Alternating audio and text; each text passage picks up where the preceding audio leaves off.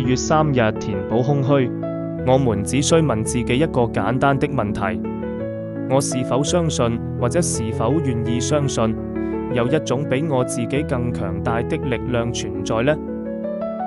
一個人只要能說自己的確相信，或者願意相信，我們就明確地肯定他上路了。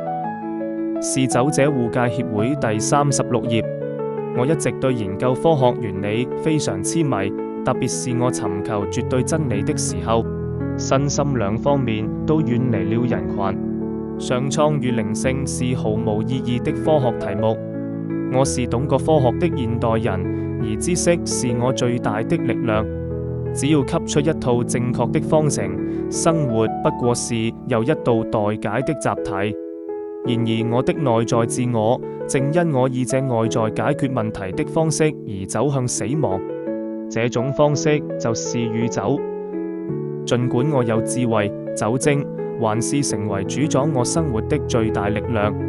唯有是走者護戒協會及他的會員們所給予我的無私的愛，我才不再空虛，不再孤獨，不再遠離生活。我才能徹底地捨棄酒精，不讓它再主宰我的生活。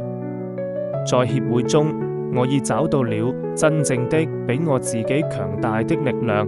我已經找到了上蒼的愛。